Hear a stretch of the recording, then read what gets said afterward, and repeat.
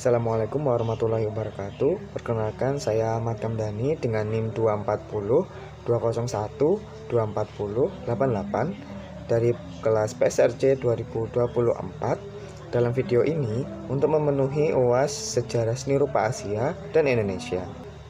Dalam video ini saya akan memberikan sedikit informasi dua benda seni pada masa Islam di Asia Tenggara. Langsung saja dari benda ke-1, yaitu tulisan kaligrafi Arab dari batu nisan Sultan Malik As-Saleh. Batu nisan Sultan Al-Malik Saleh adalah salah satu sejarah penting dalam perkembangan Islam di Nusantara. Batu nisan ini terletak di Aceh Utara, yaitu Kampong Burigen. Nisan ini menandai makam pendiri Kerajaan Kesultanan Samudra Pasai, kerajaan Islam pertama di Asia Tenggara yang berdiri pada abad ke-13 Masehi. Dari segi formalitas, nisan ini dicipta pada tahun 1297 Masehi yang bertepatan pada wafatnya Sultan Malik As-Saleh. Kemudian batu nisan ini sebagai penghormatan atas jasa dan ketokohan Sultan Malik As-Saleh dalam sejarah penyebaran Islam di kawasan Nusantara atau dari kerajaannya. Dalam tradisi Islam, sejarah penyebaran Islam seperti mencerminkan penghormatan sekaligus permohonan rahmat bagi almarhum.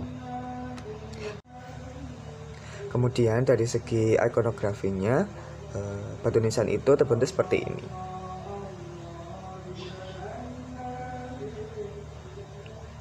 Baik, dari yang pertama, bagian atas ini berbentuk seperti mahkota dengan ornamen melengkung di kedua sisinya yang menyerupai sayap atau daun, seperti ini.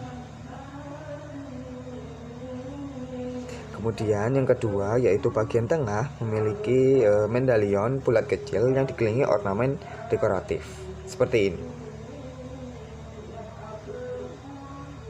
Kemudian yang ketiga, bagian utama berbentuk panel persegi panjang yang dibagi menjadi 3 bidang yang berbentuk horizontal yang berisi kaligrafi Arab, seperti ini.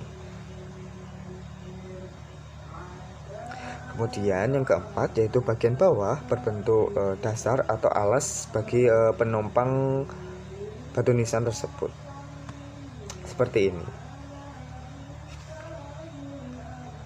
Kemudian yang kelima, yaitu unsur utama pada batu nisan ini yaitu adalah kaligrafi Arab yang memenuhi hampir seluruh permukaan panel. Kemudian kaligrafi ini mengandung pesan religius dan nama almarhum serta keutamaan almarhum. Kaligrafi tersebut mencakup ayat-ayat Al-Quran, kalimat tauhid, nama almarhum, dan pujian-pujian dari Raja Malik As-Saleh. Kemudian terdapat ornamen tumbuhan flora geometris yang diinstalasi. Motif tumbuhan melambangkan kehidupan pertumbuhan dan keindahan surga, seperti ini.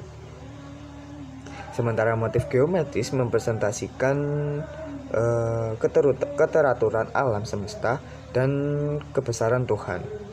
Kemudian yang terakhir, yaitu nisan ini memiliki bentuk yang menyerupai sebuah bangunan gerbang, seperti pintu. Bentuk ini bukan hanya dekoratif tetapi juga simbolik, mempresentasikan transisi dari dunia fana ke alam baka, seperti ini.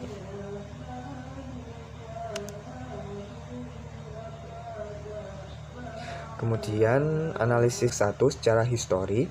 Sultan Malik As-Saleh itu adalah penguasa pertama kerajaan Samudra Pasai, kerajaan Islam pertama di Nusantara. Nisan ini menjadi artefak yang membuktikan keberadaan kerajaan Islam pertama dan penyebaran Islam di Selat Malaka.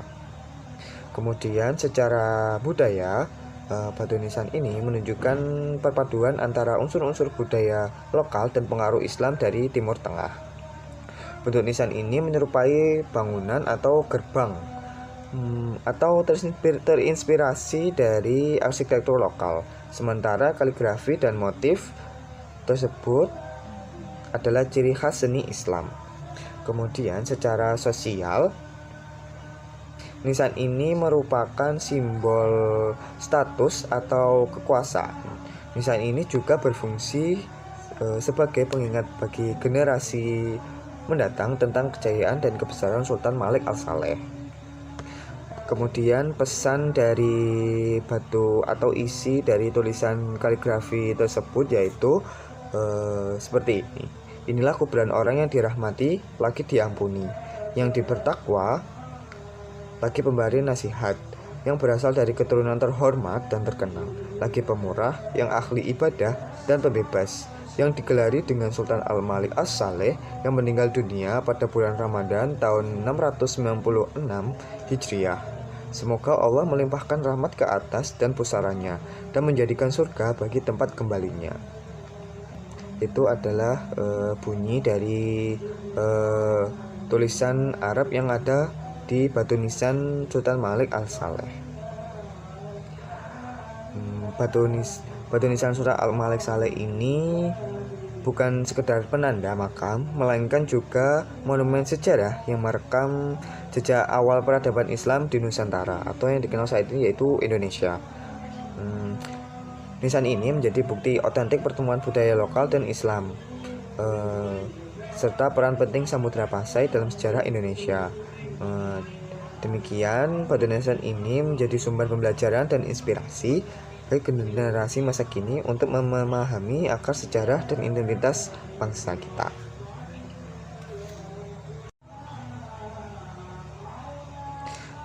Kemudian benda seni yang kedua yaitu naskah kuno Hikayat Hang Tuah seperti ini. Naskah Hang Tuah ini merupakan salah satu warisan sastra Melayu klasik yang sangat beragam. Naskah ini tidak hanya menjadi bukti sejarah, melainkan juga menjadi sumber utama dalam memahami nilai-nilai, budaya, dan pandangan hidup masyarakat Melayu pada masa itu. Dalam konteks Melayu itu bukan hanya Indonesia, melainkan juga Malaysia, Singapura, dan juga Brunei.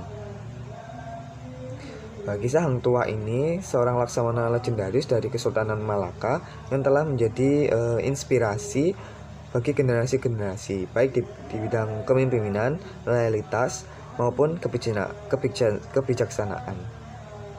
Berikutnya, analisis formalitas yaitu naskah kuno Hikayat Hang Tuah pada tahun sekitar abad ke-15. Tulisan itu terbuat dari aksara Jawi atau Arab Melayu, kemudian ditulis di kertas Eropa kuno. Kemudian dari segi analisis ikonografinya yaitu tokoh utama yaitu Hang Tuah yang digambarkan sebagai pahlawan yang setia kepada Sultan Malaka. Ksatria ini dikenal juga sifatnya yang bijak dan ramah hati. Latar tempat meliputi wilayah-wilayah penting seperti Malaka, Gunung Ledang, dan Bintang. Hikayat Hang Tuah memiliki alur cerita dinamis. Bahasa yang digunakan menggunakan bahasa Melayu klasik dengan ciri yang ditonjolkan yaitu seperti moral dan religius. Gaya bahasa dalam hikayatnya puitis dan penuh perumpamaan.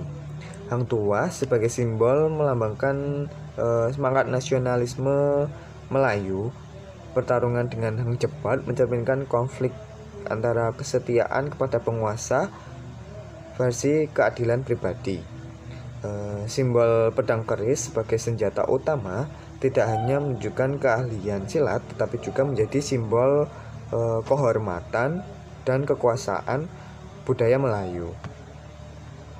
Kemudian naskah ini memuat sisilah ujian serta pengantar cerita, menegaskan keabsahan dan tujuan penulisan, penyusunan kalimat dan penggunaan bahasa dari hati ke hati, dan penghormatan terhadap nilai sastra dan budaya. Kemudian analisis kontekstualnya secara histori, hikayat ini mencerminkan kehidupan masyarakat Melayu pada masa Kesultanan Melaka abad ke-15, termasuk sistem hierarki sosial berpusat pada sultan sebagai pemimpin tertinggi. Kemudian secara nilai, dalam hikayat ini menggambarkan nilai budaya seperti kesetiaan kepada penguasa, keberanian, dan penghormatan terhadap tradisi. Kemudian yang terakhir, hikayat ini juga dipengaruhi oleh sastra India melalui cerita Ramayana. Jawa menunjukkan akulturasi dalam sastra Melayu klasik.